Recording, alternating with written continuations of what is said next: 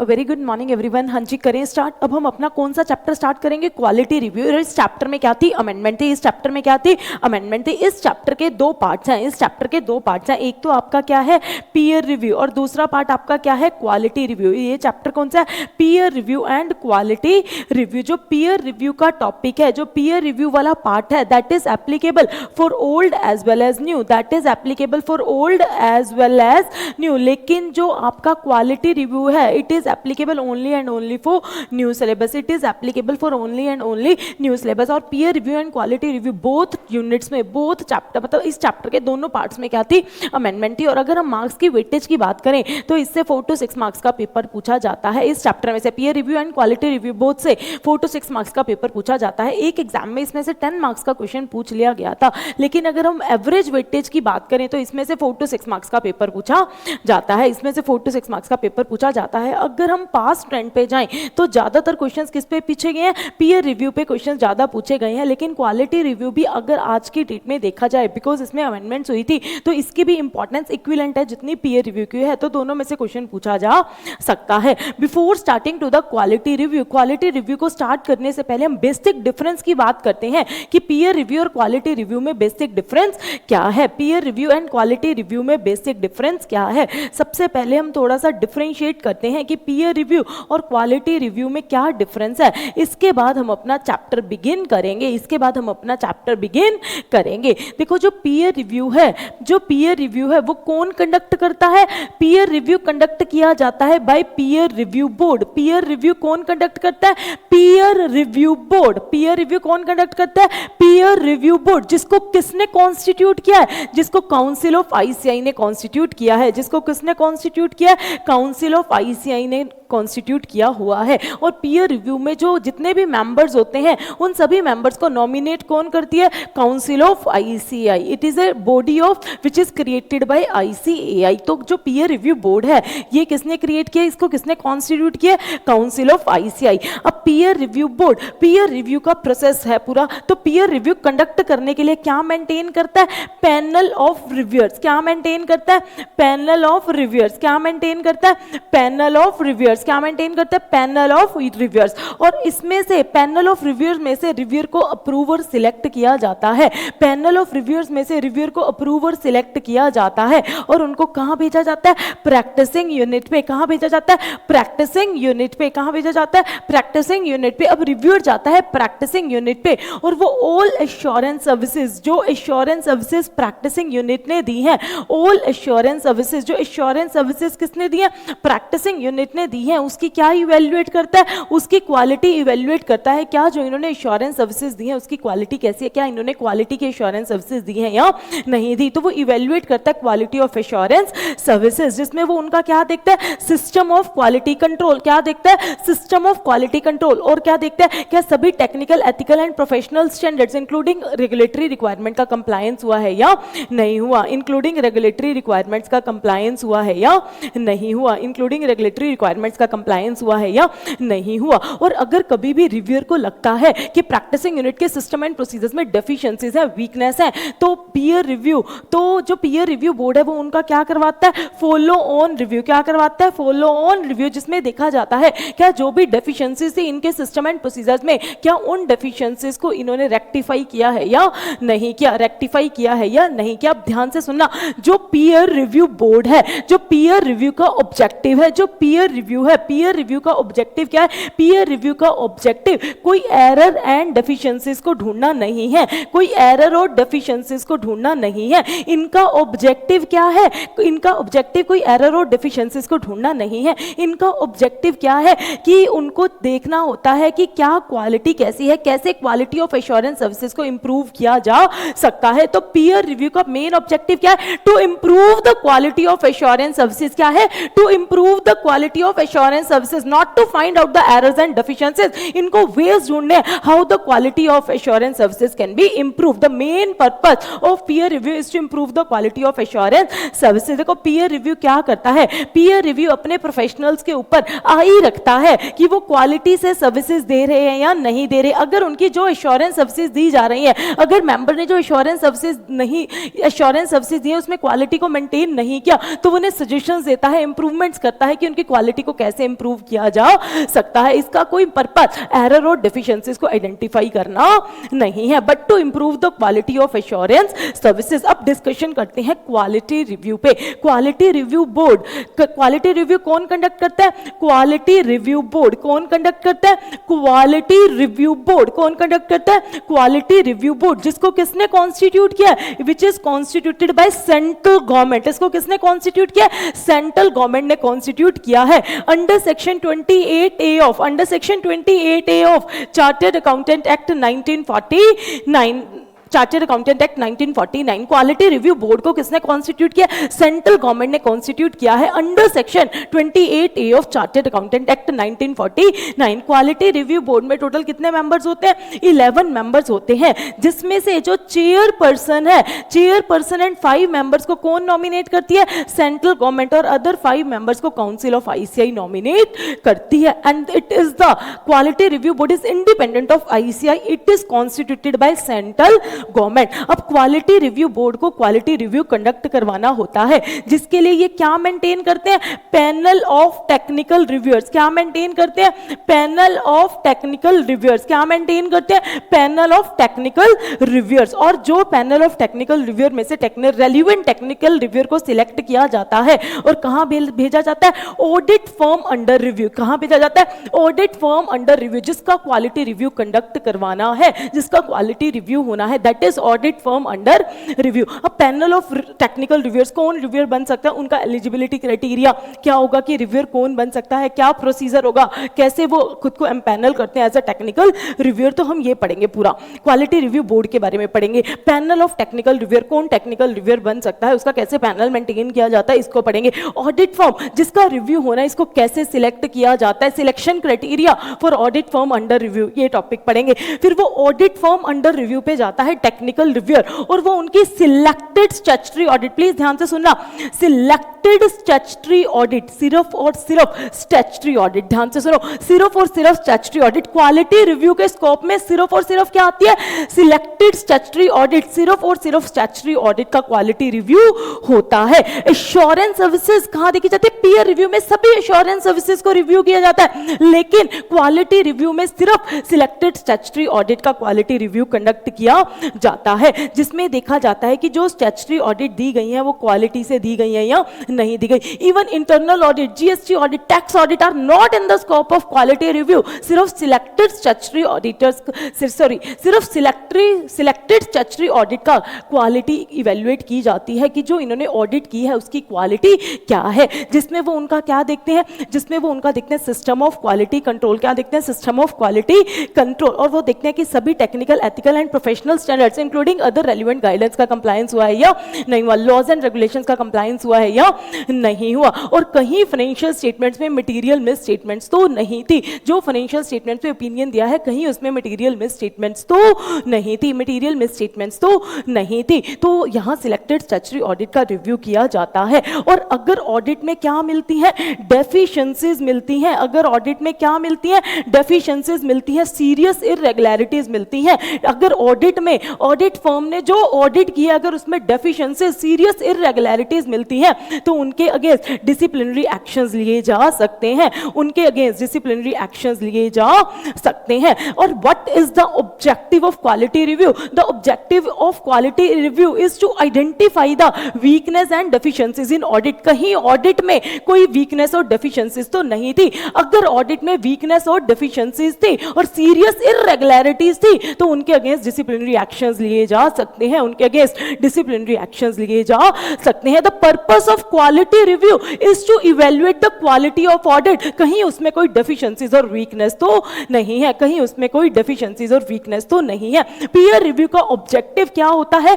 To evaluate the quality of assurance services and to improve the quality of assurance services. Quality review का objective क्या होता है? To evaluate the quality of audit. और अगर कोई deficiencies या serious इररेगुलरिटीज है तो उस ऑडिट फर्म के अगेंस्ट क्या लिए जाए, डिसिप्लिनरी एक्शंस लिए जाए। तो क्वालिटी रिव्यू जनरली कैसे किया जाता है, कब किया जाता है, जहां गड़बड़ होने की उम्मीद होती है, यहां जहां गड़बड़ हो चुकी होती है, जनरली वहां क्वालिटी रिव्यू कंडक्ट किया जाता है। और क्वालिटी रिव्यू कंडक्ट करता है सेंट्रल गवर्नमेंट, मतलब it is a body constituted by central government. तो quality review board is constituted by central government. This is the basic difference between quality review and peer review. अब हम detail में हमारा quality review का chapter करेंगे, और ये मैं अज्यूम कर रही हूं जो क्वालिटी रिव्यू का आप चैप्टर देख रहे हो, आपने पीयर रिव्यू का चैप्टर पहले कंप्लीट कर लिया है, आपने पीयर रिव्यू का चैप्टर पहले कंप्लीट कर लिया है। अब हम स्टार्ट करते हैं हमारा क्वालिटी रिव्यू। अब मैं आपको ब्रीफ बताती जाऊंगी कि इसमें हम क्या क्या डिस्कस करेंगे, ताकि आपका एक समराइज होता जाए कि हमने ये टॉपिक्स के, क्योंकि इस चैप्टर की लेंथ काफ़ी इंक्रीज हो चुकी है। तो ये चैप्टर कंसेप्चुअल वाइज बहुत ईजी है, और इसकी लैंग्वेज भी टेक्निकल नहीं है, लैंग्वेज भी ईजी है, कंसेप्चुअल वाइज भी बहुत ईजी है, लेकिन थोड़ी सी लेंथ ज़्यादा है, but chapter as such very easy chapter है। अब हम करते हैं कि क्वालिटी रिव्यू में पहले हम 3 टॉपिक को डिस्कस करेंगे, फिर हम अपने आगे के टॉपिक पे चलेंगे। सबसे पहले हम क्वालिटी रिव्यू के कितने टॉपिक्स को डिस्कस कर रहे हैं, 3 टॉपिक को, जिसमें हम कुछ डिस्कशन करेंगे relating SQC1, relating to SQC1। दूसरा हम टॉपिक पढ़ेंगे scope and objective of peer review, क्या पढ़ेंगे, sorry, scope and objective of quality review, क्या पढ़ेंगे, scope and objective of quality review. तीसरा हम क्या पढ़ेंगे, what is included in technical, ethical and professional standards and other relevant guidance, and other relevant guidance, इसमें क्या क्या इंक्लूड होगा, इसमें क्या क्या इंक्लूड होगा। फटाफट आ जाइए SQC1। सबसे पहले आप मुझे बताना, क्या हमने SQC1 बहुत अच्छे से किया था, बहुत अच्छे से किया था। जब हमने स्टैंडर्ड्स ऑन ऑडिटिंग किए थे तब मैंने आपको SQC1 की रेलिवेंसी बताई थी, और हमने बहुत अच्छे से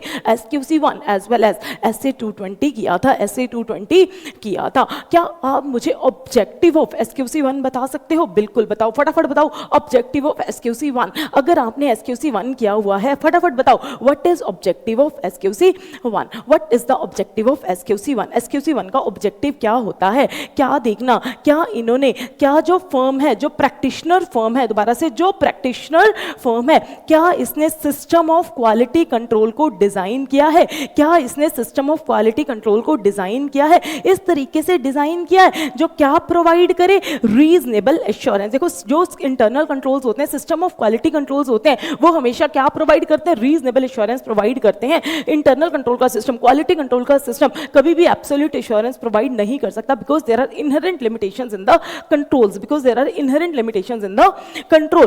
तो क्या SQC1 का ऑब्जेक्टिव क्या है, क्या देखना कि जो प्रैक्टिशनर फर्म है, क्या उसने सिस्टम ऑफ क्वालिटी कंट्रोल को डिजाइन किया है टू प्रोवाइड, जो क्या प्रोवाइड करे, रीजनेबल एश्योरेंस, जो क्या प्रोवाइड करे, रीजनेबल एश्योरेंस, क्या प्रोवाइड करे, रीजनेबल एश्योरेंस। किन बातों की रीजनेबल एश्योरेंस प्रोवाइड करे, कि जो फर्म है, फर्म एंड इट्स पर्सनल, जो फर्म है और जो उसके पर्सनल है, क्या उन्होंने कंप्लाई किया है professional, legal and regulatory requirement, क्या उन्होंने professional standards and legal and regulatory requirement का कंप्लायंस किया है या नहीं किया, क्या उन्होंने कंप्लायंस किया है, किसका कंप्लायंस किया है, प्रोफेशनल स्टैंडर्ड्स, किसका कंप्लायंस किया, professional standards and legal and regulatory requirement, क्या उन्होंने professional standards and legal and regulatory requirement का कंप्लायंस किया है या नहीं किया। और फर्म्स ने जो रिपोर्ट इशू की है, फर्म ने जो रिपोर्ट इशू की है, जो रिपोर्ट इशू की है किसने, फर्म ने, और एंगेजमेंट पार्टनर ने, जो रिपोर्ट इशू की है किसने, फर्म ने और एंगेजमेंट पार्टनर ने, क्या वो रिपोर्ट्स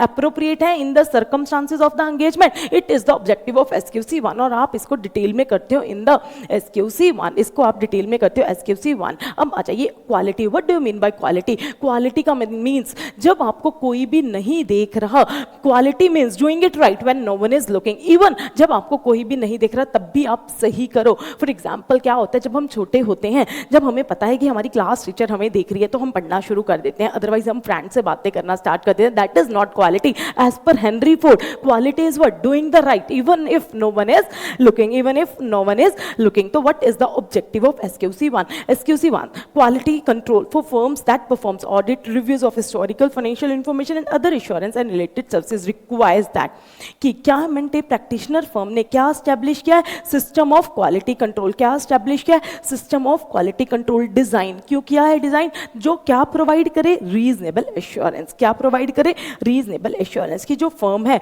और उसके पर्सनल है उसने किसने कंप्लाई किया है, professional standards, regulatory and legal requirements. और जो भी रिपोर्ट्स इशू किए किसने, फर्म ने और एंगेजमेंट पार्टनर ने, वो क्या है, appropriate in the circumstances of the engagement. Appropriate in the circumstances of the engagement. अगर मैं बात करूं, it is the objective of SQC1, it is the objective of SQC1। और बहुत डिटेल में हम करते हैं जब हम अपना SQC1 करते हैं। अब क्या होता है, ध्यान से सुनना, जो क्वालिटी रिव्यू बोर्ड है वो अपनी होलसेल एक ईयरली रिपोर्ट बनाता है। वो अपनी क्या बनाता है, जो क्वालिटी रिव्यू बोर्ड है वो अपनी एक ईयरली रिपोर्ट बनाता है। क्वालिटी रिव्यू बोर्ड अपनी एक क्या बनाता है, ईयरली रिपोर्ट बनाता है, जिसमें वो बताता है कि उन्होंने कितनी फर्म्स का क्या किया, क्वालिटी रिव्यू कंडक्ट किया, क्या डेफिशिएंसीज मिली, क्या एक्शंस लिए गए। तो प्रॉपर एक रिपोर्ट बनाई जाती है। अगर मैं आपको इनकी रिपोर्ट दिखाऊं तो ये क्या है, क्वालिटी रिव्यू बोर्ड की वेबसाइट है और यहाँ आपको रिपोर्ट्स मिल जाएंगे, रिपोर्ट्स ऑन क्वालिटी रिव्यू। तो एक होलसेल एक ईयरली रिपोर्ट बनाई जाती है जिसमें बताया जाता है कि इनका इवैल्यूएशन क्राइटेरिया क्या है, ये कैसे ऑडिट फर्म को सिलेक्ट करते हैं, जैसे इनकी क्या अप्रोच है, बोर्ड में कौन कौन है, इनकी क्या एक्सपेक्टेशंस हैं, कैसे ये फर्म को सिलेक्ट करते हैं, कैसे ये क्वालिटी रिव्यू को कंडक्ट करते हैं, फिर क्या ट्रेंड था, क्या हाईलाइट्स है, कहाँ वीकनेस मिली, क्या इनकी ऑब्जर्वेशंस है और उन्होंने क्या एक्शंस लिए, ये प्रॉपरली बताया जाता है। ये पूरी डिटेल्स इनकी क्वालिटी रिव्यू रिपोर्ट में होती है। I am not going to waste time on the quality review report, मैं डायरेक्टली अपने चैप्टर पे आऊंगी, बट मैं आपको बता रही हूँ कि एक ईयरली रिपोर्ट्स बनाते हैं जिसमें ये अपनी पूरी ऑब्जर्वेशन, कैसे ऑडिट कंडक्ट की जाती है, कैसे क्वालिटी रिव्यू कंडक्ट किया जाता है, कैसे फर्म सिलेक्ट की जाती है, इनकी क्या हाईलाइट्स थे, क्या इनको ऑब्जर्वेशंस मिली और क्या इन्होंने एक्शंस लिए, इसकी प्रॉपर एक ईयरली होलसेल रिपोर्ट बनाई जाती है। तो अब क्या होता है आप बताओ, अभी हमने डिस्कस किया था, क्या क्वालिटी रिव्यू में SQC देखा जाता है, क्या सिस्टम ऑफ क्वालिटी कंट्रोल देखा जाता है, बिल्कुल SQC1 देखा जाता है, बिल्कुल पीयर रिव्यू क्वालिटी रिव्यू के अंदर SQC1 देखा जाता है, क्वालिटी रिव्यू में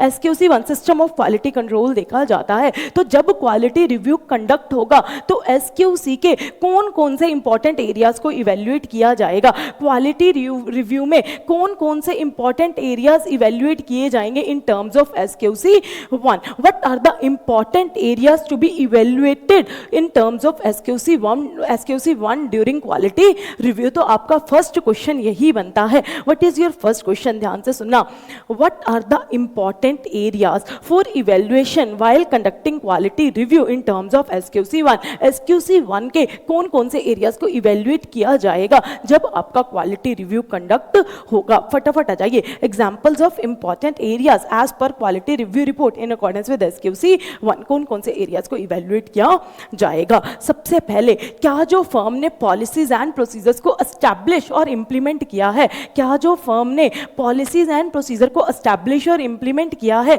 क्या इन्होंने सभी elements of on all elements of system of quality control, whether the audit firm establish and implement policies and procedure on all elements of system of quality control। अगर आपको याद हो, जब हमने SQC1 पढ़ा था तो हमने पढ़ा था सिस्टम ऑफ क्वालिटी कंट्रोल के क्या एलिमेंट्स होते हैं, elements of quality control system, याद है?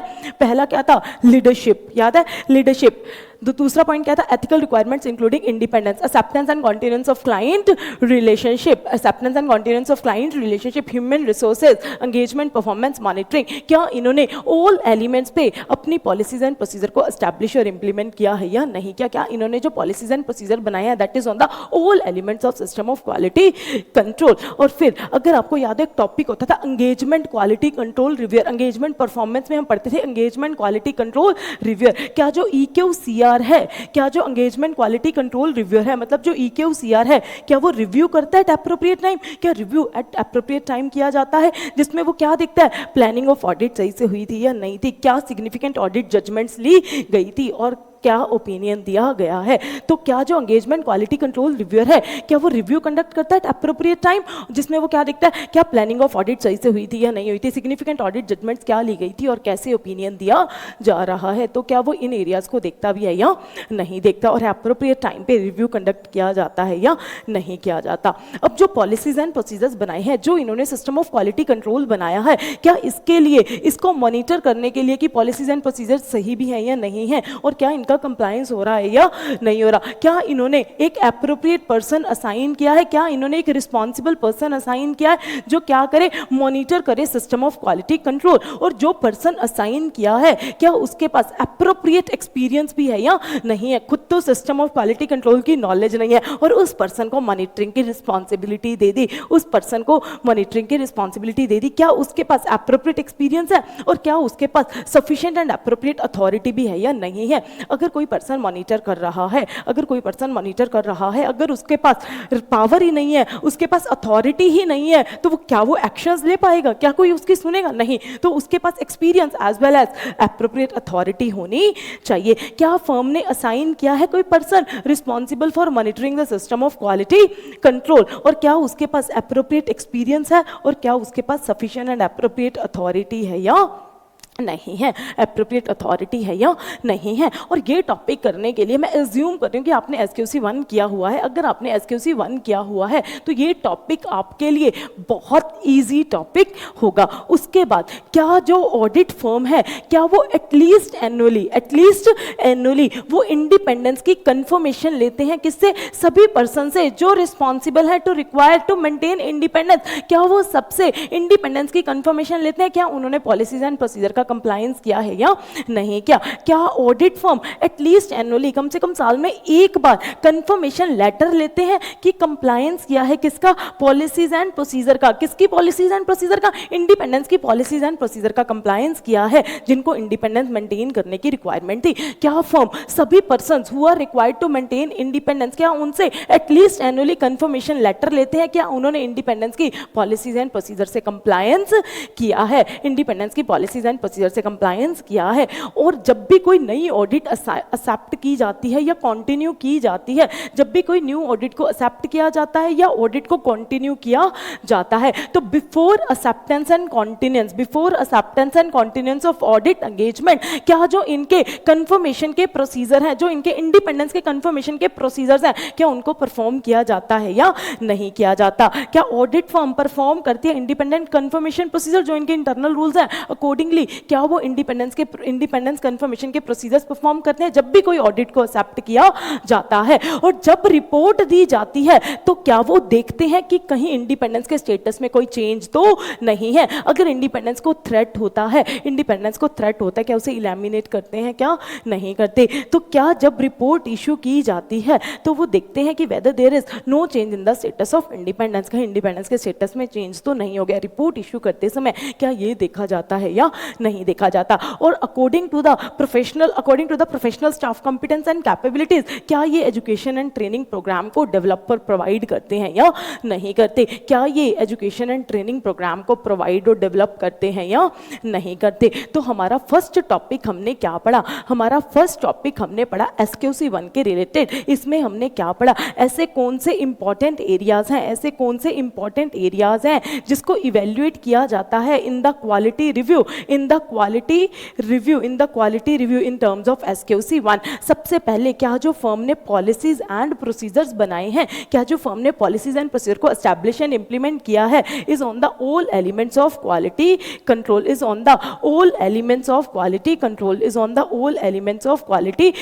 Weather EQCR engagement quality control review at appropriate time, क्या वो एप्रोप्रिएट टाइम पे रिव्यू करता है या नहीं करता। Whether the EQCR review at appropriate time, जिसमें वो क्या देखता है, प्लानिंग ऑफ द ऑडिट सही से हुई है या नहीं हुई, सिग्निफिकेंट ऑडिट जजमेंट्स जो ली गई हैं और जो ओपिनियन दिया गया है, एक्सप्रेशन ऑफ ऑडिट ओपिनियन, वो सही है या नहीं है। क्या इन्होंने मॉनिटरिंग के लिए कोई एक पर्सन को असाइन किया है, एक पर्सन को रिस्पॉन्सिबिलिटी दी है to monitor the policies and procedure, to monitor the system of quality control. और क्या उसके पास एप्रोप्रिएट एक्सपीरियंस है और क्या उसके पास सफिशिएंट एंड एप्रोप्रिएट अथॉरिटी है या नहीं है, और क्या उसके पास सफिशिएंट एंड एप्रोप्रिएट अथॉरिटी है।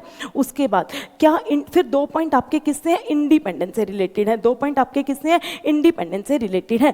क्या एटलीस्ट एनुअली कम से कम साल में एक बार एटलीस्ट एनुअली इंडिपेंडेंस की कंफर्मेशन ली जाती है by all the persons who are responsible to maintain independence. क्या उनसे एटलीस्ट एनुअली इंडिपेंडेंस की कंफर्मेशन ली जाती है कि उन्होंने सभी पॉलिसीज एंड प्रोसीजर को कंप्लाई किया है। और जब भी कोई नई ऑडिट को एक्सेप्ट या फिर कंटिन्यू किया जाता है तो इंडिपेंडेंस कंफर्मेशन प्रोसीजर को फॉलो भी किया जाता है या नहीं किया जाता, परफॉर्म भी किया जाता है या नहीं किया जाता। जब कोई नई ऑडिट को एक्सेप्ट या कंटिन्यू किया जाता है तो क्या इंडिपेंडेंट के कंफर्मेशन प्रोसीजर को परफॉर्म किया जाता है, और जब रिपोर्ट इशू की जाती है तो देखा जाता है whether there is no change in the status of independence, क्या कोई स्टेटस में चेंज तो नहीं है, इंडिपेंडेंस के स्टेटस में चेंज तो नहीं है, क्या एजुकेशन या training programme for the staff provide और डेवलप किए जाते हैं या नहीं किए जाते, education and training programme for the staff provide और डेवलप किए जाते हैं या नहीं किए जाते। This is the first topic of quality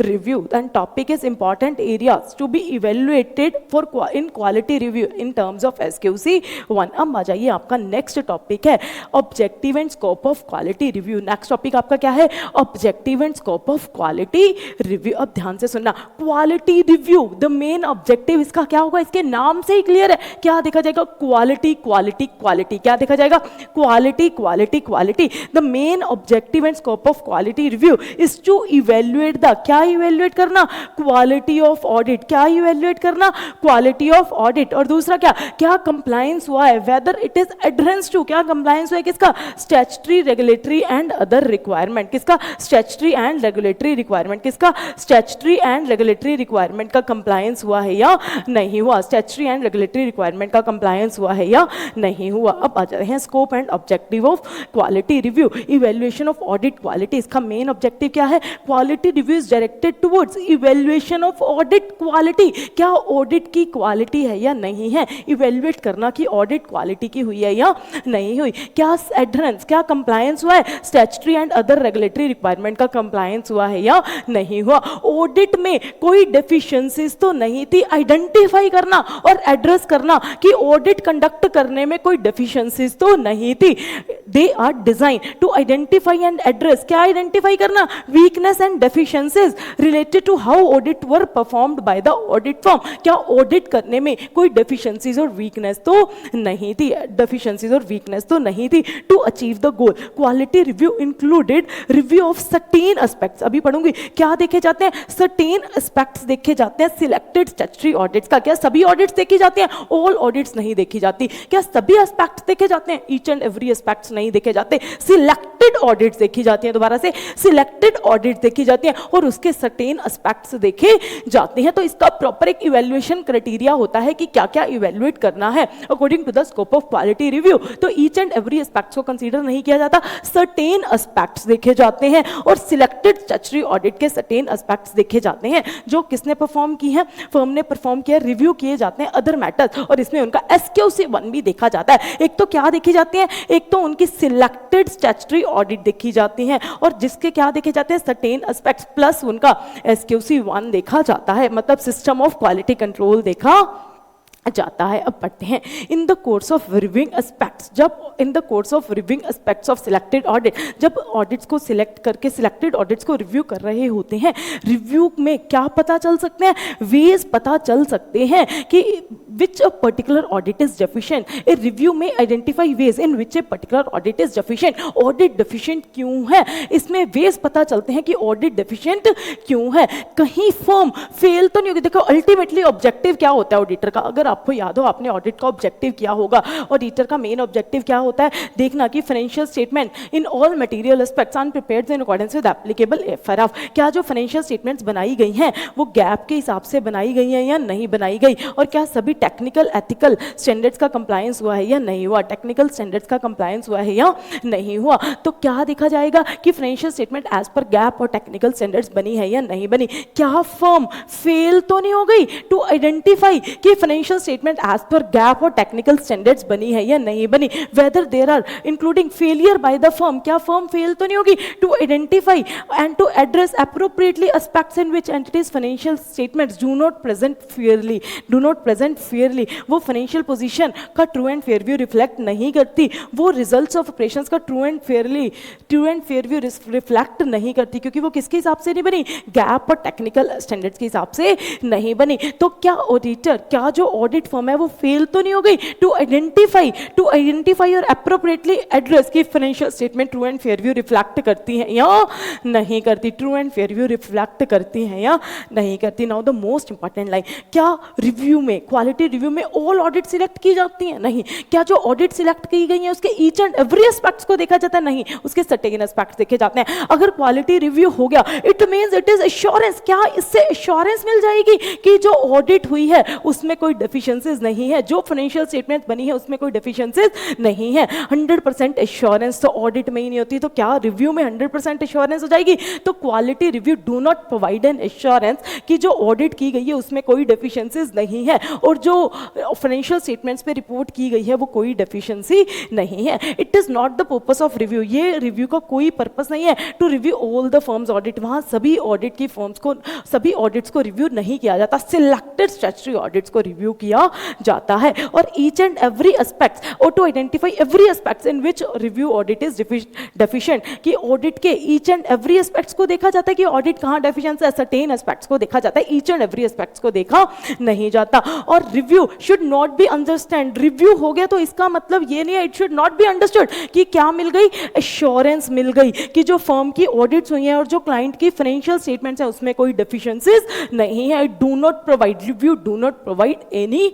assurance, review कोई ऐसी एश्योरेंस प्रोवाइड नहीं करता, रिव्यू कोई ऐसी एश्योरेंस प्रोवाइड नहीं करता। अब आ जाइए scope and objective of peer review में क्या क्या इंक्लूड होता है, क्या क्या इसमें देखा जाता है। सबसे पहले देखा जाता है क्या जो स्टैट्यूटरी ऑडिटर है इसने इंश्योर किया है compliance with technical standards in India and other technical, ethical and professional standards, technical TEP अभी हम पढ़ेंगे, technical, ethical and professional standards में क्या क्या इंक्लूड होगा और अदर रेलिवेंट गाइडेंस में क्या क्या इंक्लूड होगा। अगर आपको याद हो मैंने थर्ड टॉपिक ही लिखा था कि technical, ethical and professional standards और अदर रेलिवेंट गाइडेंस में क्या क्या इंक्लूड होगा। तो स्टैट्यूटरी ऑडिटर ने क्या कंप्लायंस किया है, किसका, applicable technical, ethical and professional standards and other relevant guidance, other relevant guidance. और जो स्टैट्यूटरी ऑडिट है क्या उसमें रेलिवेंट लॉज एंड रेगुलेशन का कंप्लायंस हुआ है या नहीं हुआ, और क्या जो ऑडिट फर्म है उसने इंप्लीमेंट किया है क्या सिस्टम ऑफ क्वालिटी कंट्रोल, क्या इंप्लीमेंट किया है सिस्टम ऑफ क्वालिटी कंट्रोल, क्या उन्होंने SQC1 इंप्लीमेंट किया है या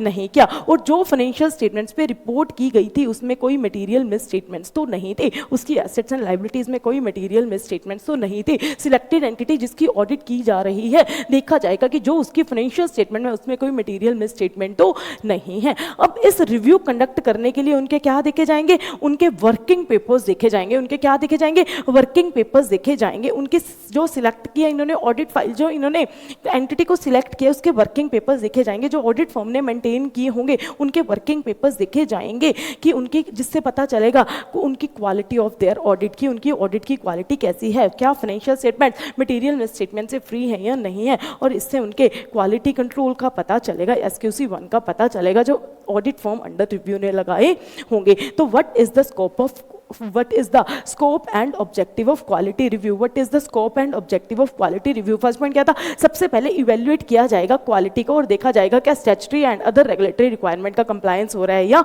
नहीं हो रहा। ऑडिट में आइडेंटिफाई किया जाएगा और एड्रेस किया जाएगा weakness and deficiencies, how audit was perform, की ऑडिट में कोई वीकनेस और डेफिशिएंसीज तो नहीं थी, ऑडिट में कोई वीकनेस और डेफिशिएंसीज तो नहीं थी, ऑडिट में कोई वीकनेस और डेफिशिएंसीज तो नहीं थी। इसमें सिलेक्टेड स्टैट्यूटरी ऑडिट को देखा जाएगा, क्या देखा जाएगा, सिलेक्टेड स्टैट्यूटरी ऑडिट को देखा जाएगा और उसके क्या देखे जाएंगे, उसके सर्टेन एस्पेक्ट्स देखे जाएंगे, क्या देखे जाएंगे, सर्टेन एस्पेक्ट्स देखे जाएंगे और इंक्लूडिंग उनका सिस्टम ऑफ क्वालिटी कंट्रोल को भी देखा जाएगा, उनका SQC1 भी देखा जाएगा। और जब रिव्यू कंडक्ट होगा तो इससे क्या पता चल जाएंगे, आइडेंटिफाई हो जाएंगे वेज कि in which particular audit is deficient, कि वो ऑडिट में कहाँ डेफिशिएंसी थी, वो वेज पता चल जाएंगे कि ऑडिट कहाँ डेफिशिएंसीज थी, ऑडिट में कहाँ डेफिशिएंसीज थी, इंक्लूडिंग कि फर्म कहीं फेल तो नहीं होगी, देखने के लिए कि फाइनेंशियल स्टेटमेंट्स फेयरली रिप्रेजेंट हो रही हैं या नहीं हो रही, क्या वो एज पर गैप और टेक्निकल स्टैंडर्ड्स बनी है या नहीं बनी, एज पर गैप और टेक्निकल स्टैंडर्ड बनी है या नहीं बनी। और इसमें ईच एंड एवरी एस्पेक्ट, पहले तो जो फर्म की ऑल ऑडिट्स को नहीं देखा जाता, it is not the purpose of reviewer, it is not the purpose of quality review to review the all audits of audit firm की सभी रिव्यूज को नहीं देखा जाता और each and every aspect of selected audit को भी नहीं देखा जाता। अगर क्वालिटी रिव्यू हुआ है, it do not provide assurance कि जो भी ऑडिट की गई हैं और जो भी फाइनेंशियल स्टेटमेंट्स हैं उनमें कोई डेफिशिएंसीज नहीं है। इसको आपको 100% एश्योरेंस नहीं मानना है, 100% एश्योरेंस नहीं मानना। And scope and objective of audit में क्या क्या include, scope and objective of quality review में क्या क्या इंक्लूड होगा, पहला इंक्लूड होगा क्या जो स्टैट्यूटरी ऑडिट की गई है क्या उसमें technical, ethical and professional standards including relevant guidance का कंप्लायंस हुआ है या नहीं हुआ, इंक्लूडिंग अदर रेलिवेंट गाइडेंस का कंप्लायंस हुआ है या नहीं हुआ। और क्या SQC1, क्या जो फर्म है उसने SQC1 को इंप्लीमेंट किया है या नहीं, क्या सिस्टम ऑफ क्वालिटी कंट्रोल को ऑडिट फर्म ने इंप्लीमेंट किया है या नहीं, क्या एप्लीकेबल लॉज एंड रेगुलेशन का, रेलिवेंट लॉज एंड रेगुलेशन का कंप्लायंस हुआ है या नहीं हुआ। और क्या फाइनेंशियल स्टेटमेंट में कोई मटेरियल मिस स्टेटमेंट तो नहीं थी, इसके लिए उनके क्या देखे जाएंगे, वर्किंग पेपर्स देखे जाएंगे। क्या देखे जाएंगे, ऑडिट फर्म ने जो ऑडिट फाइल के वर्किंग पेपर्स मेंटेन किए होंगे उसको देखा जाएगा, जिससे पता चलेगा उनकी क्वालिटी ऑफ ऑडिट, क्या ऑडिट है वो क्वालिटी से हुई है या नहीं हुई, उनके इंटरनल कंट्रोल कैसे हैं, उनके सिस्टम ऑफ क्वालिटी कंट्रोल कैसे हैं, और क्या financial statements are free from material misstatement, क्या financial statement free from material misstatement है या नहीं है। This is all about scope and objective of quality review, अब आ जाइए, what is included in technical, ethical and professional standards and other relevant guidance. देखो मैं आपको एक छोटा सा शॉर्ट नोट सा अभी मैं आपको यहाँ से दिखाती हूँ, इसमें दो टॉपिक हैं, एक तो आपका किससे रिलेटेड है, technical, ethical and professional standards में, एक तो आपके अकाउंटिंग से रिलेटेड कुछ स्टैंडर्ड्स होंगे और एक आपके ऑडिटिंग से रिलेटेड कुछ स्टैंडर्ड्स होंगे। अब आते हैं अकाउंटिंग से रिलेटेड क्या क्या स्टैंडर्ड्स हैं, फटाफट एक बार रीड करते हैं, उसके बाद मैं आपको एक बार दिखाऊंगी इसका टेक्निकल एथिकल स्टैंडर्ड्स में क्या क्या इंक्लूड होगा। सबसे पहले यहाँ क्या आएगा, preface two statements of as, क्या आएगा, preface two statements of as. What is preface? Preface is an introduction, जिसमें कंप्लीट टेक्स्ट नहीं होता, इंट्रोडक्शन दी होती है कि इसको बनाने वाली बॉडी कौन है, मैंडेटरी है, तो इनका एक इंट्रोडक्शन होती है। तो सबसे पहले तो क्या आएगा, preface two statements of as. फिर उसके बाद मैं अभी एएस से रिलेटेड बात कर रही हूँ, AS issued under section 133 of the companies act, मतलब एएस जो इशू किए हैं सेंट्रल गवर्नमेंट ने under the companies act under section 133, AS issued by ICAI other than companies. फिर framework for preparation and presentation of financial statement, अगर मैं आपको दिखाऊं, देखो अगर मैं आपको दिखाऊं, ये आपके किससे रिलेटेड है, ये आपके अकाउंटिंग से रिलेटेड है, दिख रहा है, preface two statements of as, framework for preparation and presentation of financial statement, as issued by ICAI, as notified by central government under the companies act under the section 133 of the companies act. तो as से related, accounting से related हमारे कितने points हो गए, फटाफट accounting से related हमारे कितने पॉइंट्स हो गए।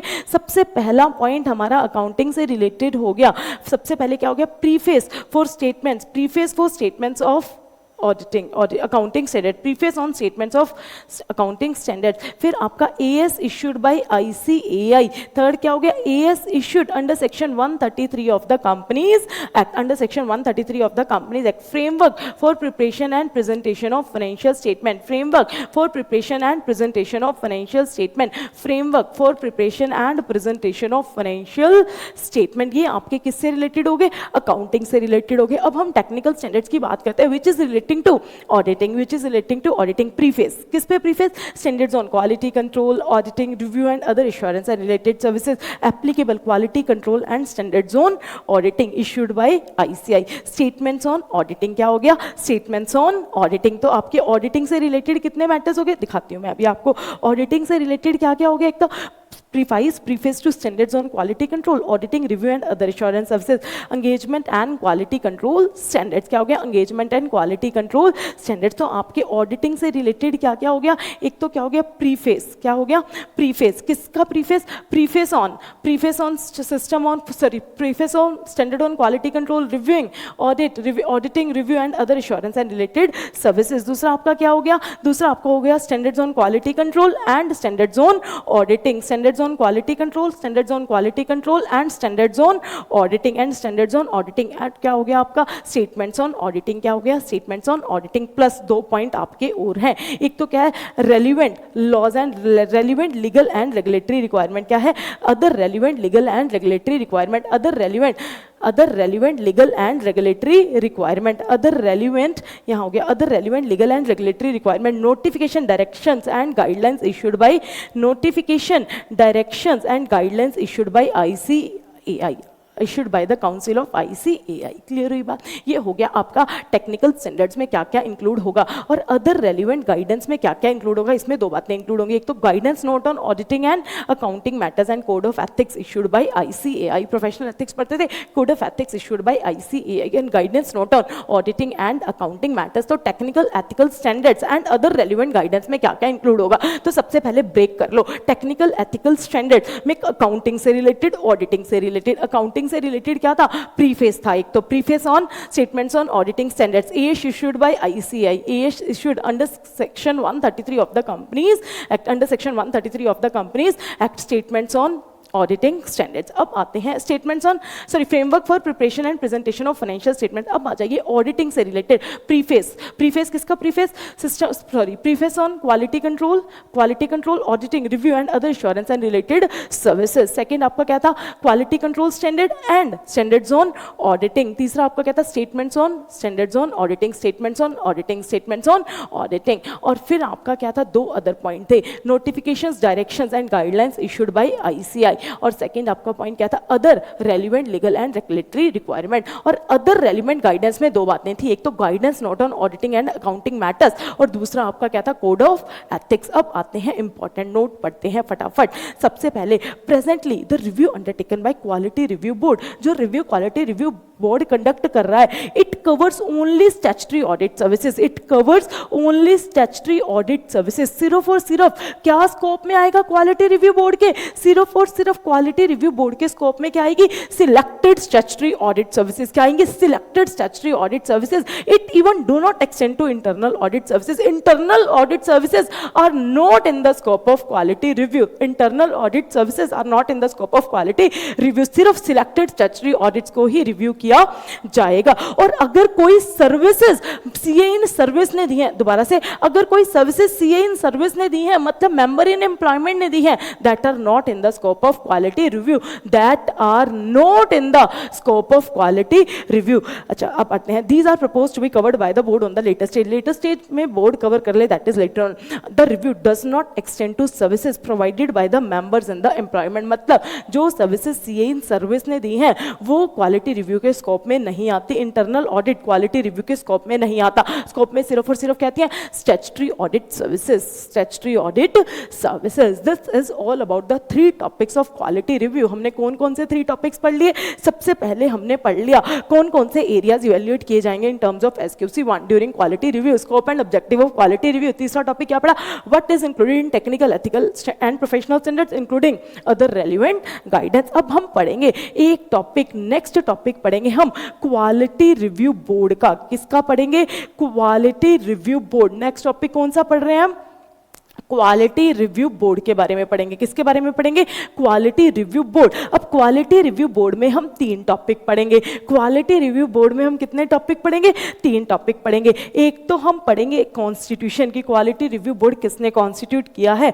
और हम पढ़ेंगे कंपोजिशन, मतलब इसमें कौन कौन मेंबर्स होंगे। तो सबसे पहले क्या पढ़ेंगे, कंपोजिशन एंड कॉन्स्टिट्यूशन, मतलब कॉन्स्टिट्यूशन एंड कंपोजिशन। दूसरा टॉपिक क्या पढ़ेंगे, functions of quality review board. क्या पढ़ेंगे, functions of quality review board. तीसरा टॉपिक क्या पढ़ेंगे, powers of quality review board या procedure to be followed by the quality review board for discharge of its functions, for discharge of its function. फटाफट आ जाइए, constitution आप बताओ किसने कॉन्स्टिट्यूट किया है, मैंने बता दिया था स्टार्टिंग में ही जब मैंने ओवरव्यू दिया था, डिफरेंस किया था पीयर रिव्यू क्वालिटी रिव्यू का। It is constituted bye, quality review board is constituted by central government, quality review board is constituted by central government under section 28A of chartered accountant act 1949, under section 28 of chartered accountant act 1949। Composition, इसमें कितने members होंगे, chairperson होंगे और 10 other members होंगे, मतलब total 11 members होंगे। Chairperson and 5 members को तो कौन नॉमिनेट करेगी, करेगी? Central government. और रिमेनिंग 5 मेंबर्स को कौन नॉमिनेट करेगी? Council of ICAI। 6 out of 11 members मतलब 6 आउट ऑफ 11 मेंबर्स मतलब चेयरपर्सन एंड 5 मेंबर्स मतलब 6 हो गए। चेयरपर्सन एंड 5 मेंबर्स मतलब 6 members out of 11 including chairperson are nominated by central government. और जो मेंबर्स होंगे are nominated from amongst the persons of eminence having experience in field of law, economics, business, finance और accountancy. तो this is about the constitution and composition of quality review board. कौन constitute करेगा? Quality review board will be constituted by central government under section 28A of chartered accountant act 1949। Under section 28 of chartered accountant act 1949। इसमें total कितने members होंगे? Total 11 members होंगे, जिसमें chairperson and 5 members को तो कौन नॉमिनेट करेगी? Central government. और जो रिमेनिंग 5 मेंबर्स हैं उसको कौन नॉमिनेट करेगी? Council of ICAI। कौन नॉमिनेट करेगी? Council of ICAI। और ये पर्सन्स क्या होंगे? जिनके पास क्या होंगे? Amongst the persons of eminence of field of, जिनको किसकी नॉलेज होगी? Law, finance, accountancy etcetera etcetera. Clear हुई बात? ये आप कर लेना, फाइनेंस, लॉ, अकाउंटेंसी एटसेट्रा। अब आते हैं functions of quality review board. देखो सबसे पहला मेन फंक्शन क्या है क्वालिटी रिव्यू बोर्ड का? और functions of quality review board कहां दिए गए हैं? सेक्शन 28B ऑफ, कहां दिए गए हैं? Section 28B of chartered accountant act 1949। Functions कहां दिए गए हैं? Section 28B of chartered accountant act 1949। सबसे पहला बोर्ड का ऑब्जेक्टिव क्या है? उसका फंक्शन क्या है? वो रिव्यू करेगा quality of services provided by the members. क्या रिव्यू करेगा?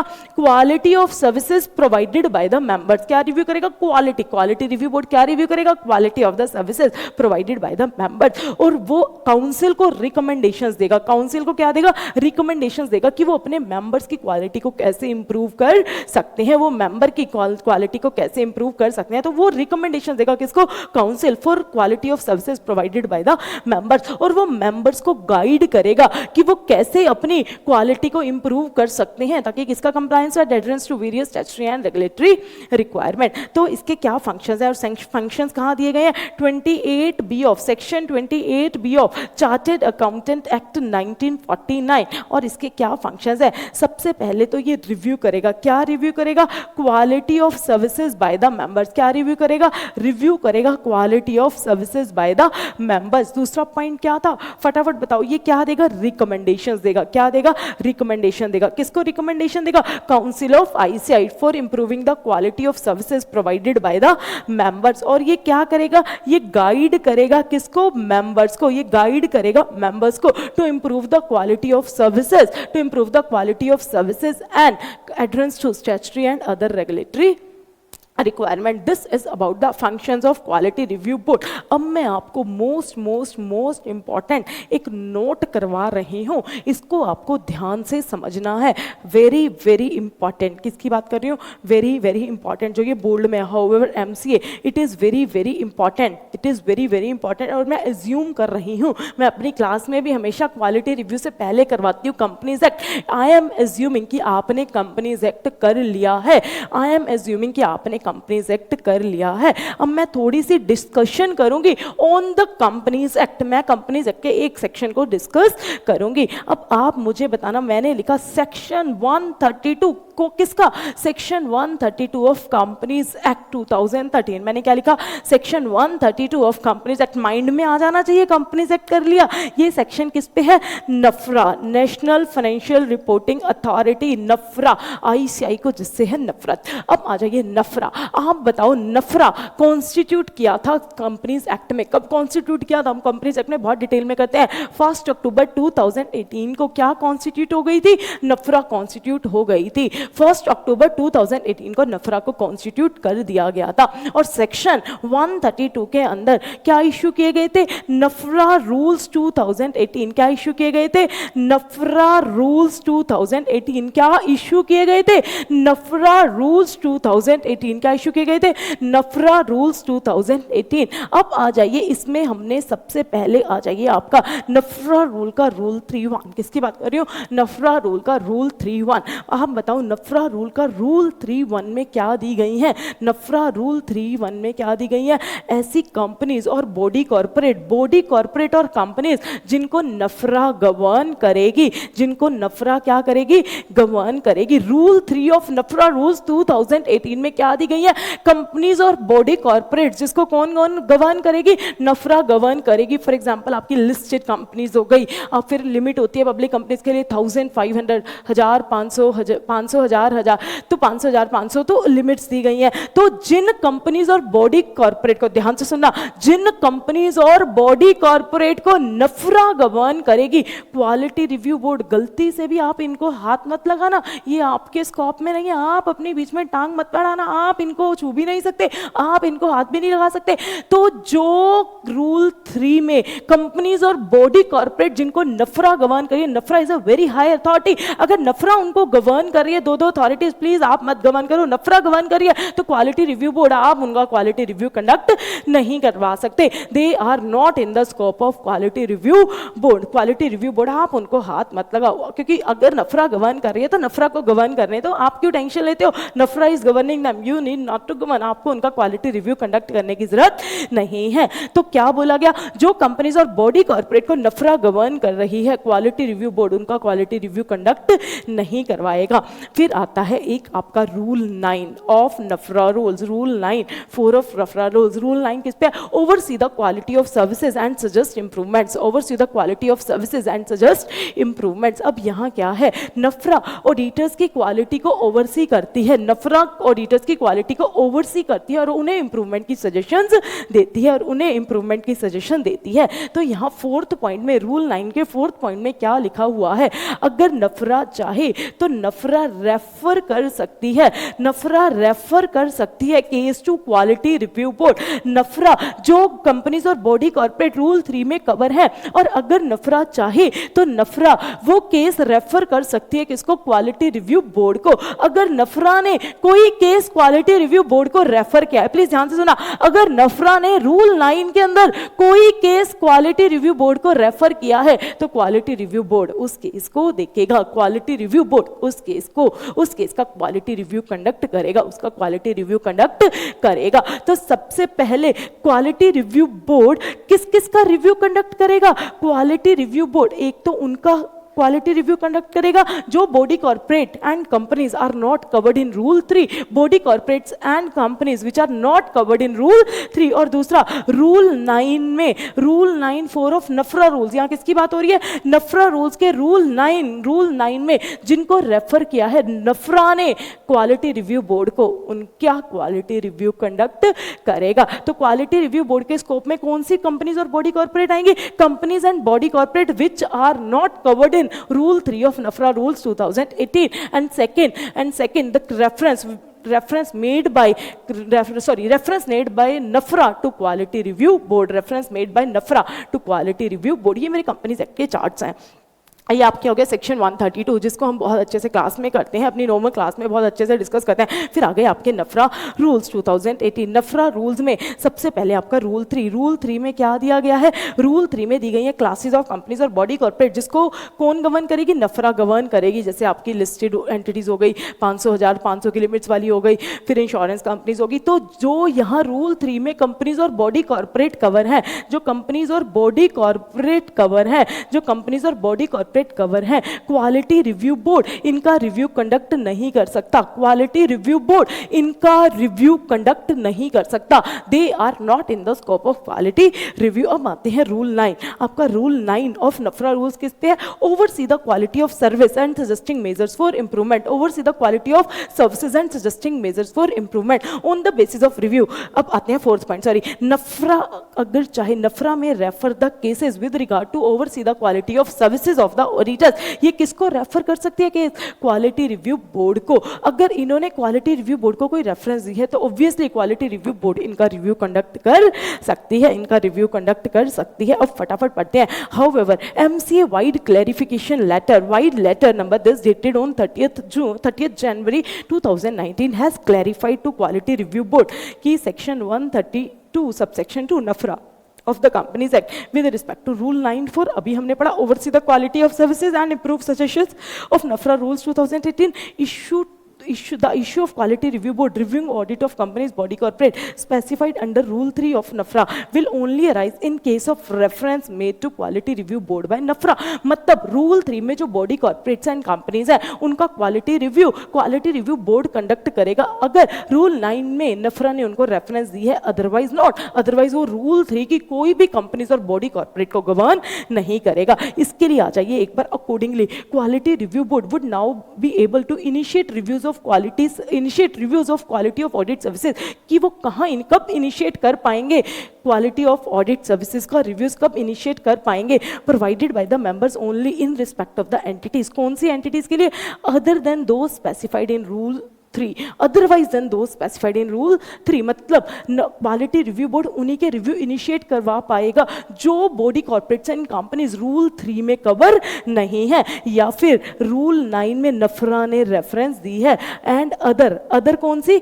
And other and those referred by quality review board refer to quality review board by NAFRA। अगर NAFRA ने रूल 9 में रेफर किया उनका क्वालिटी रिव्यू कंडक्ट करवा पाएगी। अब क्वालिटी रिव्यू बोर्ड किनके रिव्यू इनिशिएट कर पाएंगे? क्वालिटी रिव्यू बोर्ड, नोट में आ जाइए, क्वालिटी रिव्यू बोर्ड किसका रिव्यू इनिशिएट कर पाएंगे? किसका रिव्यू इनिशिएट कर पाएंगे?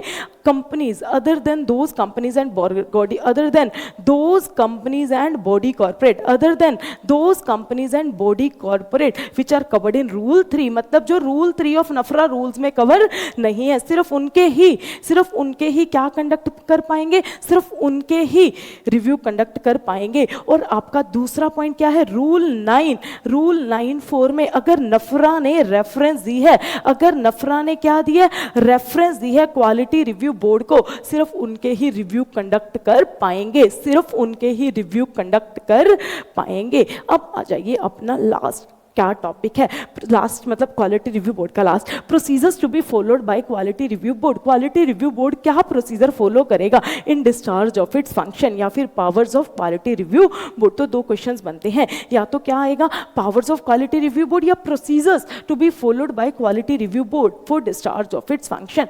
सबसे पहले वो इवेल्युएट करेंगे quality of work and services provided by the members of the institute. सबसे पहले वो क्या इवेल्युएट करेंगे? Quality of work and services provided by the members of the institute, quality of work and services provided by the members of institute। वो ले down करेंगे procedure और evaluation criteria. क्या ले डाउन करेंगे? वो प्रोसीजर ले डाउन करेंगे या इवेल्युएशन क्राइटेरिया ले डाउन करेंगे to evaluate various services being provided by the members, कि मेंबर्स की दी गई सर्विसेज को कैसे इवेल्युएट करना है, इसके लिए एक स्टैंडर्ड, एक प्रोसीजर या फिर एक इवेल्युएशन क्राइटेरिया ले डाउन करेंगे, जो हमारे सिलेबस में हम बिल्कुल पढ़ेंगे। प्रोसीजर्स और evaluation criteria to be laid down by the members of the institute, to evaluate the various services being provided by the members of the institute and to select it in such manner and form as it may decide। वो information मांग सकते हैं, क्या मांग सकते हैं? Information मांग सकते हैं, इंस्टीट्यूट से इंफॉर्मेशन मांग सकते हैं, काउंसिल से इंफॉर्मेशन मांग सकते हैं, कोई भी कमेटी से इंफॉर्मेशन मांग सकते हैं,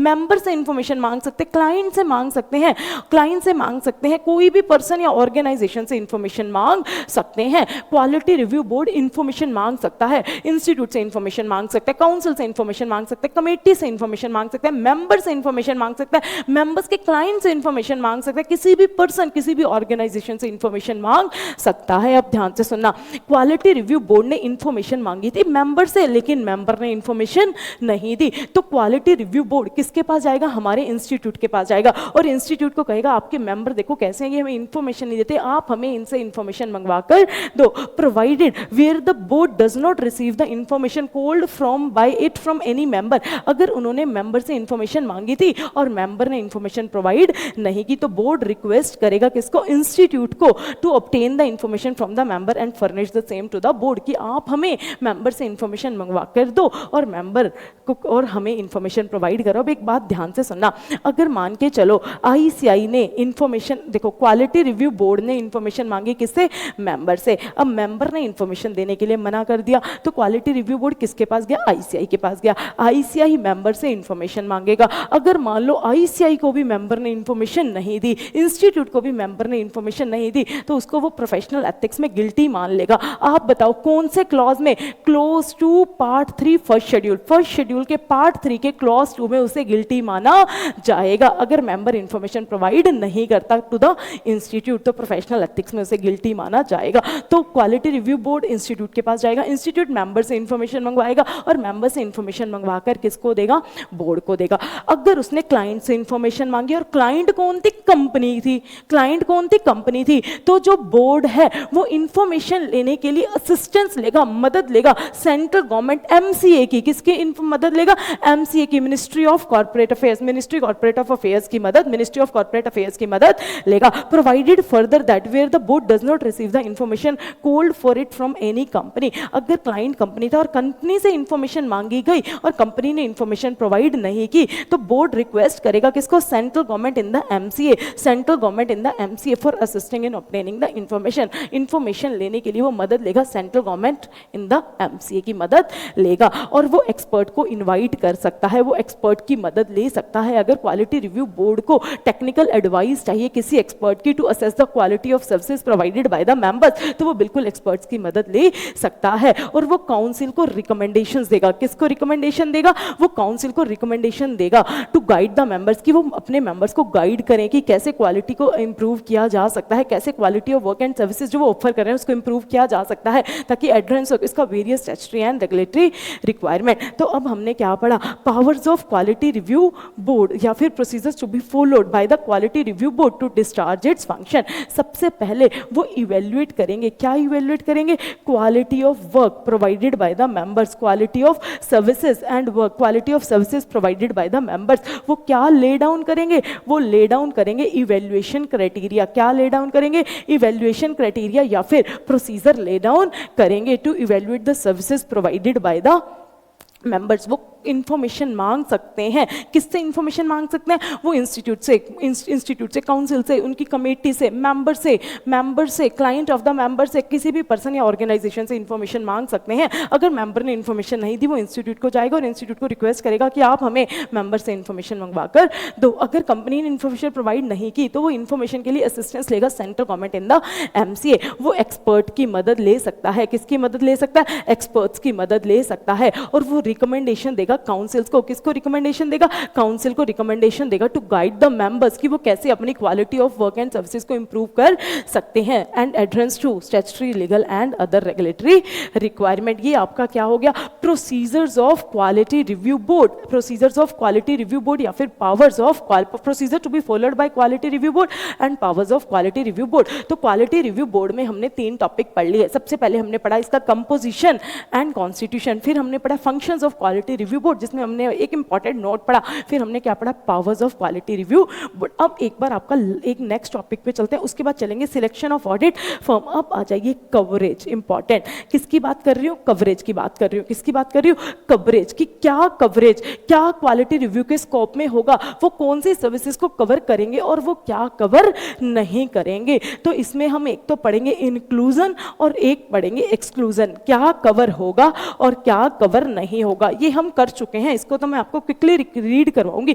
coverage of services for quality review मतलब क्या इंक्लूड होगा और क्या एक्सक्लूड होगा। सबसे पहले आ जाइए, क्या इंक्लूड होगा, रिव्यू की जाएगी ऑडिट की क्वालिटी। अभी हमने पढ़ा क्या रिव्यू की जाएगी, ऑडिट की quality and adherence to various statutory and regulatory requirement.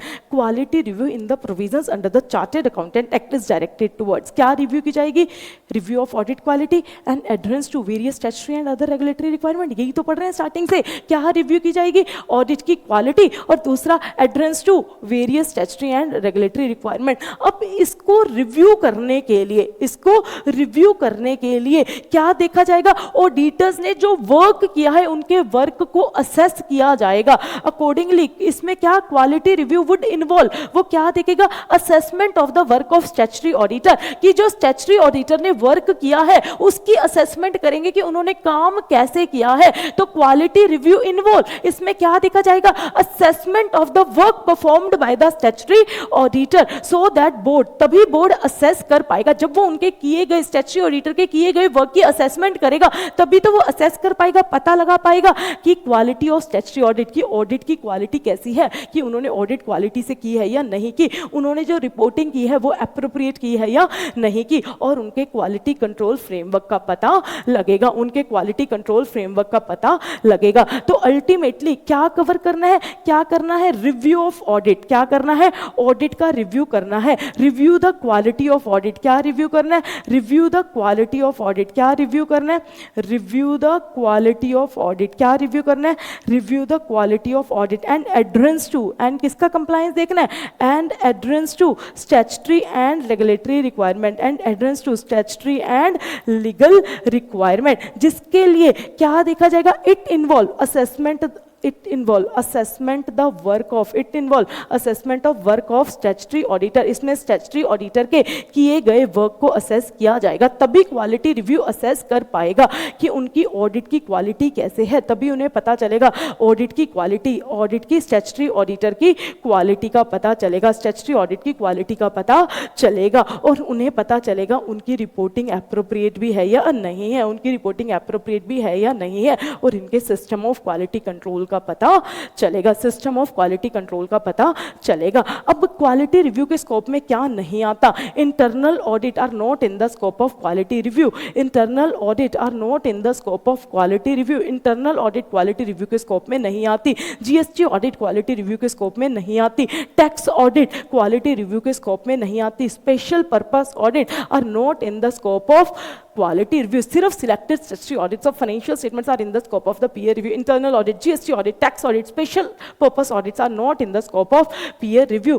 Plus अगर कोई सर्विस सीए इन सर्विस ने दी है, services provided by the member in employment are not in the scope of quality review, this procedure will not extend to internal audit, वो review नहीं करेंगे, tax audit review नहीं करेंगे, GST audit review नहीं करेंगे, other such special purpose audits conducted by the members of institute are will not be covered by the quality review board. और जो services किसने प्रोवाइड किए, members of the institute in employment, members of the institute in employment are not in the scope of quality review. इनके scope में क्या आएगा, इनके scope में क्या आएगा, review of audit, selected statutory audits and adherence to statutory and regulatory requirement, internal audit, GST audit, tax audit, other special purpose audits conducted by the members are not in the scope of quality review. और जो services CA in service ने दी हैं are not in the scope of quality review. अब आ जाइए selection of audit firms, अब आ जाइए सिलेक्शन ऑफ ऑडिट फर्म्स। अब है सिलेक्शन ऑफ ऑडिट फर्म्स। अब सिलेक्शन ऑफ ऑडिट फर्म्स में भी 3 टॉपिक पढ़ेंगे। क्या क्या पढ़ेंगे सिलेक्शन ऑफ ऑडिट फर्म्स में?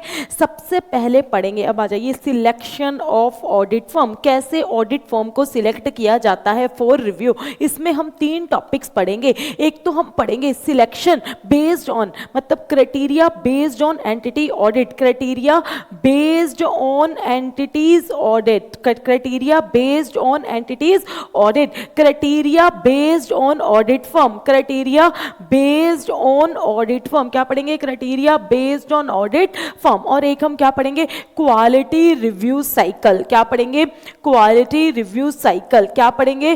Quality review cycle. क्या पढ़ेंगे? Quality review cycle. अब आते हैं, पहला क्या है? Criteria based on entities audit. For example Satyam, Satyam में फ्रॉड है। अब बताओ सत्यम की ऑडिट किसने की थी? सत्यम एंटिटी में फ्रॉड है, बताओ सत्यम की ऑडिट किसने की थी? पीडब्ल्यूसी, पीडब्ल्यूसी का क्वालिटी रिव्यू होगा।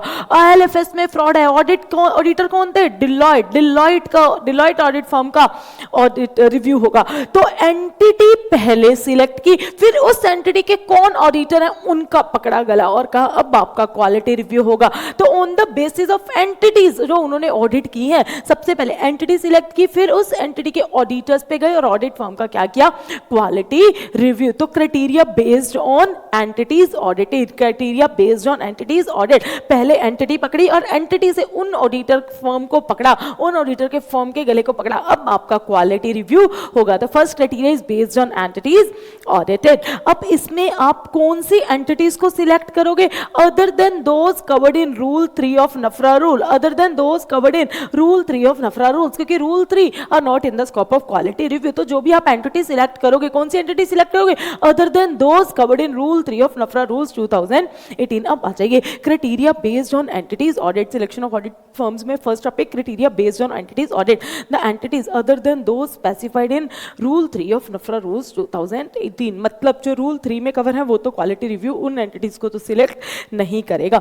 रिस्क बेस्ड सिलेक्शन, कौन सी एंटिटी में रिस्क है तो आपने रिस्क बेस्ड सिलेक्शन की, including regulatory concern pointing towards stake holders, stake holder का रिस्क है, आपने रिस्क बेस्ड सिलेक्शन की कि इस एंटिटी में रिस्क है, इस एंटिटी के ऑडिटर का गला पकड़ो और इनका क्वालिटी रिव्यू कंडक्ट करो। आपने क्या सिलेक्ट किया, एक सेक्टर सिलेक्ट किया। सेक्टर किस बेसिस पे सिलेक्ट किया, on the basis of market intelligence report which is being susceptible to risk, which ऐसा sector which is susceptible to risk on the basis of market intelligence report. For example NBFC, NBFC is a sector which is susceptible to risk on the basis of market intelligence report. तो आपने NBFC में जितनी भी entities आती थी उनको select कर लिया। तो मतलब एक sector which is susceptible to risk on the basis of market intelligence report. Reported fraud या फिर लाइक्लीहुड ऑफ फ्रॉड, उस एंटिटी में फ्रॉड हुआ है या फ्रॉड हो सकता है, फ्रॉड होने की संभावना, likelihood of fraud. For example Satyam, IL&FS, serious accounting irregularities in the financial statements, उनकी अकाउंटिंग स्टेटमेंट्स में, उनकी अकाउंटिंग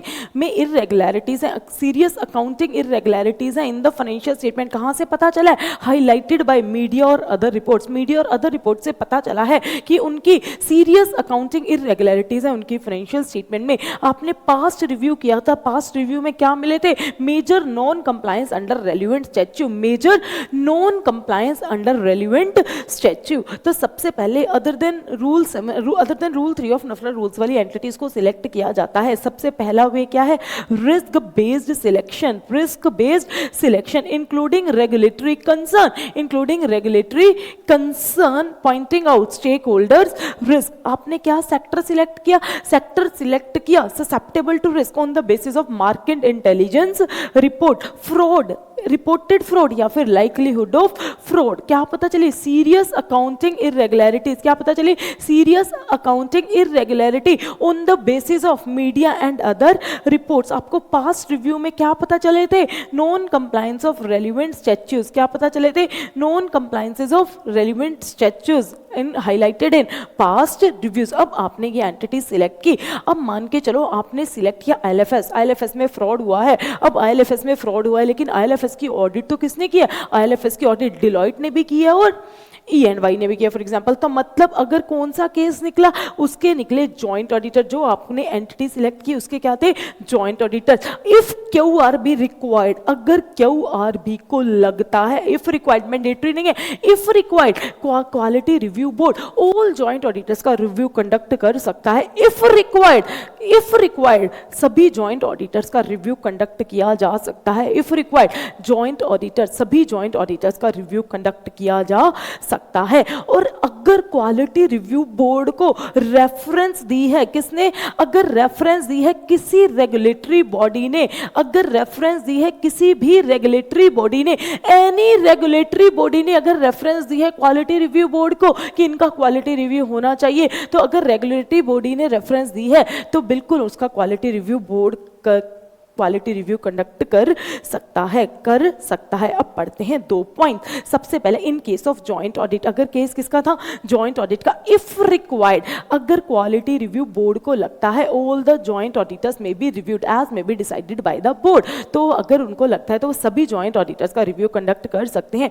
द बोर्ड में ऑल्सो रिव्यू, बोर्ड उनकी quality of statutory audit services को देख सकता है, उनके क्वालिटी कंट्रोल फ्रेमवर्क को देख सकता है। अगर रेफरेंस किसने दिया, if reference made to it by any regulatory body, for example SEBI, RBI, IRDA, MCA, NAFRA under rule 94, तो वो उनके रिव्यू को कंडक्ट कर सकता है। अगर रेफरेंस किसने दी है, एनी रेगुलेटरी बॉडी। अगर रेफरेंस दी है किसी इंडिविजुअल्स ने, अगर कंप्लेंट्स किए किसने, किसी इंडिविजुअल ने कंप्लेन किया, किसी फर्म ने कंप्लेन किया, किसी पार्टनर ने कंप्लेन किया, किसी डायरेक्टर ने कंप्लेन किया, किसी ऑफिसर ने कंप्लेन किया, ऐसे केसेस को क्वालिटी रिव्यू बोर्ड कंसीडर नहीं करेगा। ध्यान से सुन लो, अगर रेफरेंस दिया, अगर कंप्लेंट्स की है किसने, इंडिविजुअल्स ने, फर्म्स ने, पार्टनर्स ने, डायरेक्टर्स ने या ऑफिसर्स ने कंप्लेंट्स की है, ऐसी कंप्लेंट कंप्लेंट्स को क्वालिटी रिव्यू बोर्ड कंसीडर नहीं करेगा, ऐसी कंप्लेंट्स को क्वालिटी रिव्यू बोर्ड कंसीडर नहीं करेगा।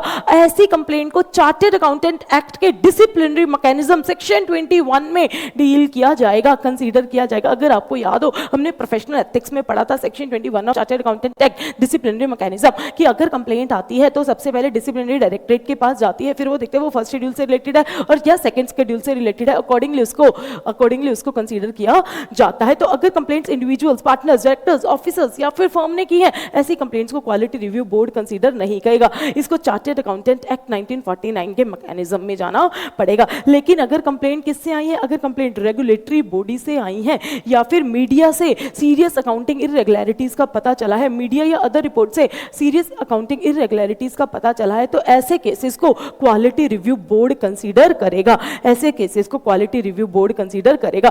The board shall not consider cases of complaints, अगर कंप्लेंट्स किससे आई है, इंडिविजुअल से, फर्म से, कंपनी से, other entities, partners, directors and officers, ऐसी complaints will not be which shall be continue to be dealt in accordance with the mechanism available under Chartered Accountant Act। ऐसी complaints को quality review board consider नहीं करेगा, इसको chartered accountant act के mechanism में deal किया जाएगा। और अगर कंप्लेंट्स आई हैं कोई रेगुलेटरी बॉडी से या फिर मीडिया रिपोर्ट जिसमें सीरियस अकाउंटिंग इररेगुलरिटीज का पता चला है, तो ऐसे केसेस को क्वालिटी रिव्यू बोर्ड कंसीडर करेगा। अब quality review board suo motu भी क्वालिटी रिव्यू कंडक्ट करता है। क्वालिटी रिव्यू बोर्ड कैसे सुओ मोटो भी क्वालिटी रिव्यू कंडक्ट करता है। सुओ मोटो वो कैसे कर सकता है, रैंडम बेसिस पे, अक्कड़ बक्कड़ बम्बे निकालो, अक्कड़ बक्कड़ बम्बे वो, चलो भाई इसका क्वालिटी रिव्यू करो, 1 2 3 4, चलो 4 नंबर का करो। तो रैंडम बेसिस पे भी क्वालिटी रिव्यू कंडक्ट किया जाता है। या classes of entities, particular class of entities या फिर ऑडिट फर्म को भी क्वालिटी रिव्यू कंडक्ट किया जा सकता है। फॉर एग्जांपल एनबीएफसी जिन्होंने डिपॉजिट किया हुआ है, एनबीएफसी जिन्होंने डिपॉजिट एक्सेप्ट किए हुए हैं मोर देन 100 करोड़, हम उनका क्वालिटी रिव्यू कंडक्ट करेंगे, उनके ऑडिटर्स का क्वालिटी रिव्यू कंडक्ट करेंगे। तो पर्टिकुलर क्लास ऑफ एंटिटीज या फिर ऑडिट फर्म का भी क्वालिटी रिव्यू कंडक्ट किया जा सकता है। तो quality review suo motu select करता है क्वालिटी रिव्यू के लिए। कैसे, on the method such as random sampling कर सकते हैं, सिलेक्शन ऑफ पर्टिकुलर क्लास या फिर class of entities as specified in one, अभी पढ़ा था फर्स्ट पॉइंट। अब आते हैं कि प्रोसीजर है, सुनना। क्वालिटी रिव्यू ये है क्वालिटी रिव्यू बोर्ड का सेक्रेटेरिएट, QRB का सेक्रेटेरिएट, QRB का सेक्रेटेरिएट प्लेस करेगा एंटिटीज या फिर ऑडिट फर्म जिनको क्वालिटी रिव्यू के लिए सिलेक्ट किया गया है। अब क्वालिटी रिव्यू बोर्ड कंसीडर करेगा इस केसेस को और देखेगा whether the cases warrant quality review, क्या इनका टेक्निकल रिव्यूअर से क्वालिटी रिव्यू होना चाहिए। और अगर उनका जवाब आया यस, क्वालिटी रिव्यू बोर्ड को लगता है कि यस दीज एंटिटीज और audit firm warrant quality review by technical reviewer, तो इसके लिए वो रेलिवेंट टेक्निकल रिव्यूअर सिलेक्ट करेंगे। तो quality review board secretariat quality review board के सामने प्लेस करेगा एंटिटीज और ऑडिट फर्म जिनका क्वालिटी रिव्यू होना चाहिए, which have been selected for quality review. तो क्वालिटी रिव्यू बोर्ड कंसीडर करेगा वेदर द एंटिटीज और audit firm warrant quality review, if yes तो वो उसके लिए रेलिवेंट टेक्निकल रिव्यूअर सिलेक्ट करेंगे। Quality review secretariat would place the details, वो entity की डिटेल्स और ऑडिट फर्म को प्लेस करेंगे क्वालिटी रिव्यू बोर्ड के आगे और क्वालिटी रिव्यू बोर्ड के आगे फॉर कंसिडरेशन। अगर बोर्ड को लगता है कि इनका quality review by technical reviewer conduct करवाया जाना चाहिए, तो इसके लिए वो रेलिवेंट टेक्निकल रिव्यूअर को क्वालिटी रिव्यू के लिए केस रेफर कर देंगे। और इसके लिए बोर्ड उन एंटिटीज जिनको सिलेक्ट किया गया है उनकी एनुअल रिपोर्ट मंगवाएगा। उनकी क्या मंगवाएगा, annual. The board will obtain the annual report of the entity concern in accordance with the rules, जो रूल्स इशू किए गए हैं उनके अकॉर्डेंस वो उनकी क्या मंगवाएगा, एनुअल रिपोर्ट मंगवाएगा। तो हमने फर्स्ट पॉइंट क्या पढ़ा, हमने फर्स्ट पॉइंट पढ़ा criteria based on entities audit. सबसे पहले कौन सी एंटिटीज कवर होंगी,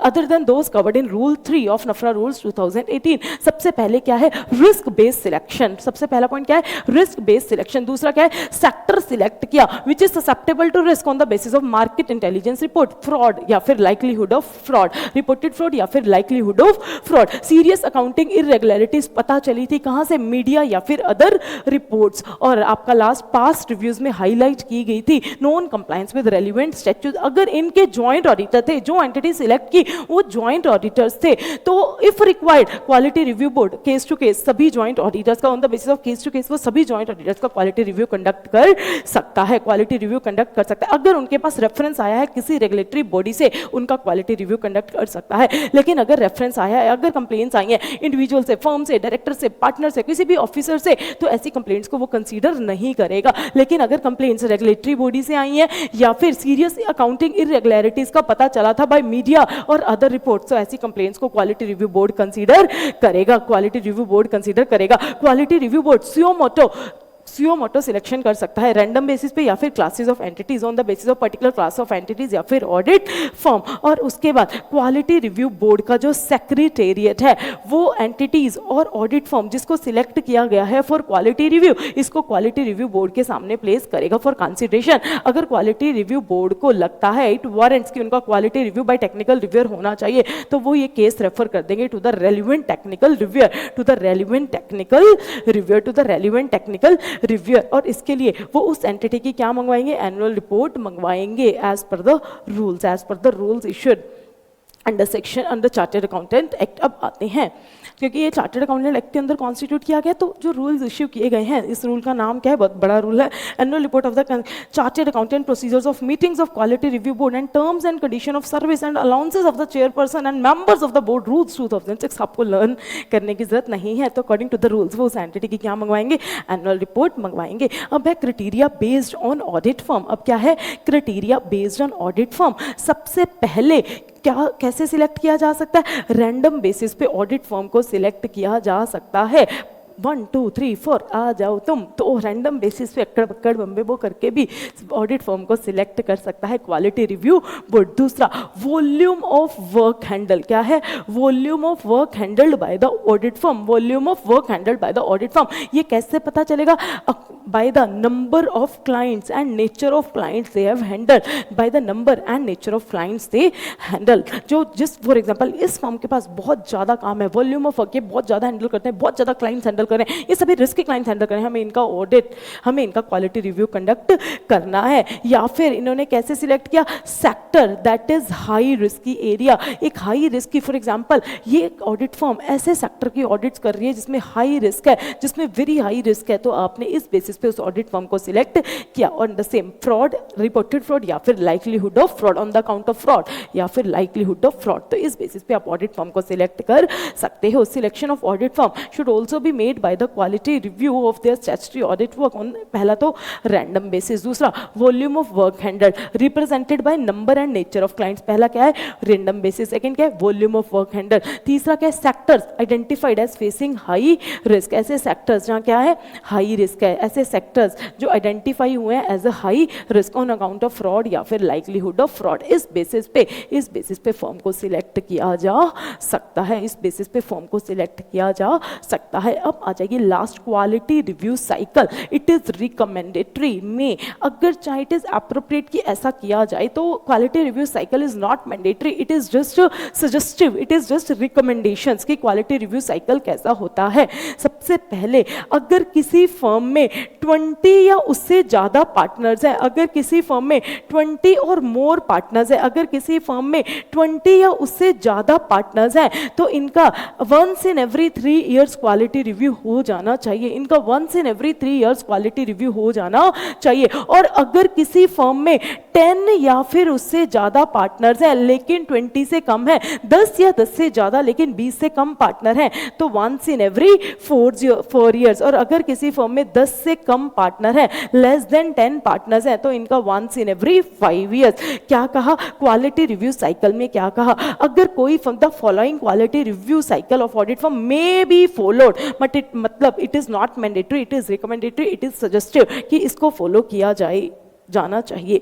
सबसे पहले अगर 20 या उससे ज़्यादा पार्टनर्स हैं, इफ़ द फर्म हैज़ 20 और more partners, if the firm is having 20 और मोर पार्टनर्स, तो वंस इन एवरी 3 ईयर्स। अगर किसी फर्म में 10 या फिर मोर पार्टनर्स हैं बट लेस देन 20 पार्टनर, 10 से तो ज़्यादा है लेकिन 10 या 10 से ज़्यादा या 20 और 20 से कम है तो वंस इन 4 ईयर। और अगर किसी फर्म में 10 से कम पार्टनर है तो वंस इन 5 ईयर्स। दोबारा से, अगर किसी फर्म में 20 और मोर पार्टनर्स है तो वंस इन 3 ईयर्स। अगर किसी फर्म में मोर देन 10 और मोर और लेस देन 20 है तो उनका वंस इन 4 ईयर्स। और अगर किसी फर्म में 10 से कम पार्टनर्स हैं तो उनका वंस इन 5 ईयर्स। अब जो ऑडिट फर्म सिलेक्ट कर ली है, अब ऑडिट फर्म सिलेक्ट कर ली है तो उसके अप टू कितने ऑडिट एंगेजमेंट सिलेक्ट करने जाने अप्रोप्रिएट है?